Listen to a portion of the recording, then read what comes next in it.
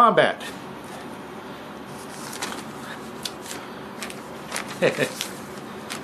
Ideas for right. Kind of touched on that already with the leveling system.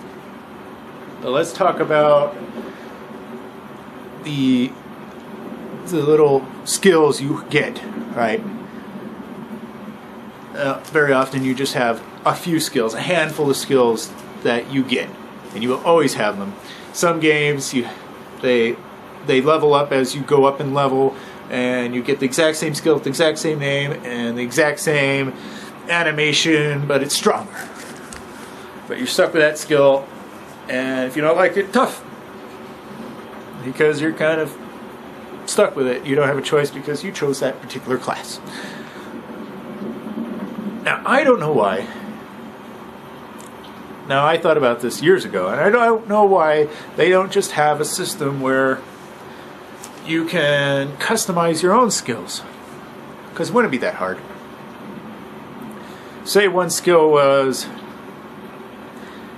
you have different parts that you can make and add to this skill. Say an overhand chop, say add a sword, overhand chop, and then a dagger move where you stab them, right? And you can have your skill with just one of those moves or both of those moves, or you do that and then have an extra move where you spin around afterwards, and you're able to customize this skill with different aspects that you've learned, different swings you've learned, and obviously the more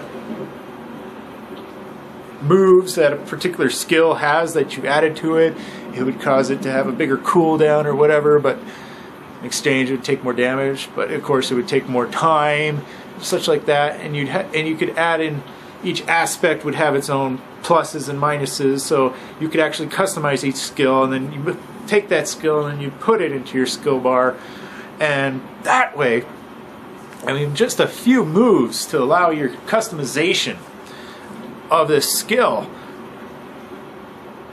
you would multiply by several times the variety you would have, and people would have fun with that, and they could have a sword and still be able to have it fit their play style even when it didn't in the beginning. They can morph it over time and change it, and that would be truly fun. And you could do it with other magic skills as well. Say the magic skills that don't have a sword, but say they do an AoE effect and then an extra stun effect, but you don't want that stun effect, so instead you add a weakening effect, or you want both and put it in and make it a very expensive spell to do, but you're okay with that because you have that set up as the skill you want to be very expensive, and you have other skills that make very simple that you could spam. Maybe you like to have lots of spamming skills. Maybe you like only to have really big spells, and you have the entire skill bar filled up with these giant spells, but which of course makes you less versatile but more powerful, and that's the kind of playstyle you have, and you're okay with that. Maybe you like to be very nimble and have lots of spells that allow healing or support spells. Maybe you just like to do nothing but support, and you have put crap loads of support spells in your thing, and it's just so many are static, and you can't customize individual skills. They just make it for you, and that's how it is. But you could make just parts of skills, certain animations, and then allow the person to customize with those animations, linking them together or whatever, to make new skills. And by that, I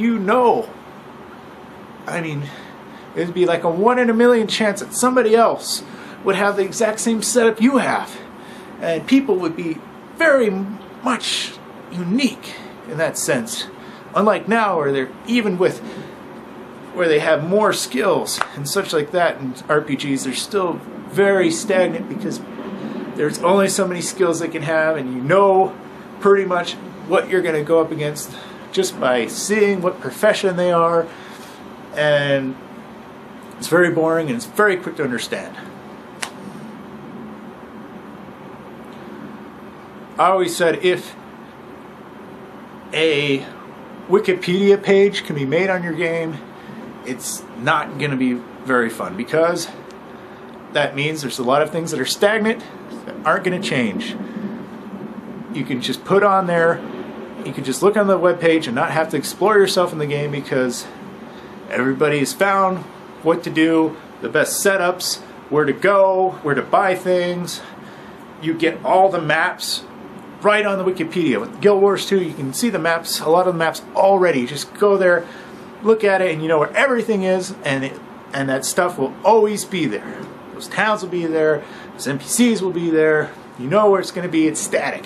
Go through it again, it's going to be just like that.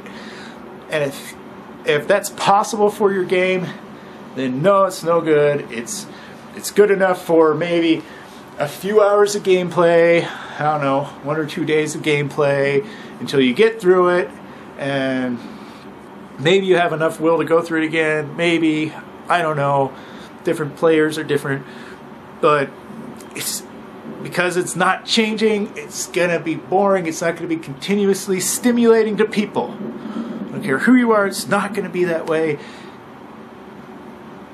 It's not. You gotta be able to continuously have it so that websites at best could give vague descriptions based on their own experience, and it's not going to help you as much. In fact, you won't even really want to go on a web page to look up the game to figure out stuff about it, too much about it, because it's not going to help you that much.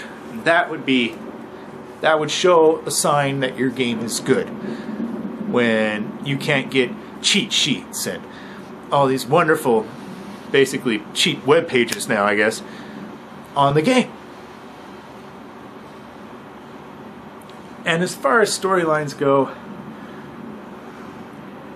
to me, that your storyline should be your unique playing through the game, your destroying of a faction, or supporting of a faction, or death, failures. Failures should be part of the storyline, and the game should be set up so it tracks what you do, and then they have some sort of timeline thing, and it shows what you've done over time and where you've been, and that's your cool story. Not this scripted storyline stuff that they put in cutscenes. Granted, they're cool, they just, because of how static they have to be in order to make them, they're no fun. Everybody's going to have similar stories, and you can't seem to get around that. And a good RPG would be a dynamic world, ever changing. And therefore, you can have these static scripts. So you have to understand that the story will be different than single player stories. It has to be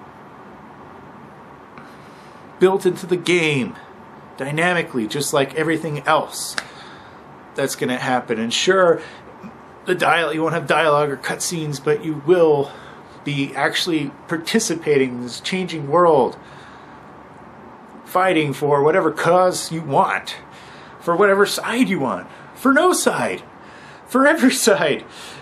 You could be a double agent, I don't care, but it would be just set up for that.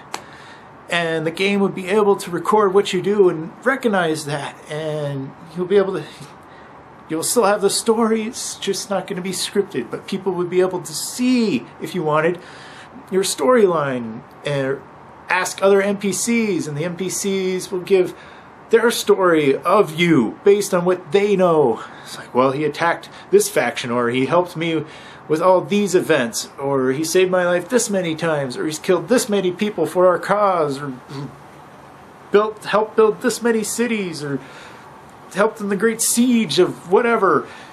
It's obviously, yes, that's more difficult than just making a bunch of static strings that happen and you go on that. But once you get it started, once you get the foundation laid in, the game just keeps going on itself and stays interesting. Always. No matter how much you play, because it keeps changing. And that's the idea. Now, I have nothing against storylines, I have nothing against books, yes. But the problem with books are, after you read it, you know the story. It may have been really fun to read and a really awesome story, but how many times are you going to keep reading that story? They can't expect you to keep reading the story. And a lot of games are like, well, we'll add in a few extra pages here or this, or make it like a remake, or this character's slightly different and the ending might be a little different, but it's still the same story. You can only press them to read the same damn story so much. And in this case, play the story, which is even more involved. So, some of my main ideas. I did have several other nitpickings on, say, Guild Wars 2 and things like that, but those are the main things, and those are my main suggestions for what Guild Wars 2 said that was their biggest pluses, biggest differences towards other games. Okay, I sure hope that recorded well. Please keep giving me more suggestions for other games to play. I do look into every single suggestion given to me, at least thus far. I do. I may not respond or whatever, but I do look into it, and based on how much I like it or how popular it is, I give a video eventually. Okay? Usually trying to get it out about when it comes out. Unless it's already out, then I have no choice. So thank you for your suggestions and the very few subscribers. I'm not going to call them fans. Let's just say subscribers that I have. I'm sorry if I seem angry, but it's just Guild Wars 2, let's just say, was a step in the right direction. Yes. But the main goal is like a mile away, and that one step just isn't going to cut it. At least for me, it's not going to cut it. Now, still should be fun to play for a few hours. Yes, but I'm saying you're still gonna run the same roadblocks that all the other games have. Okay?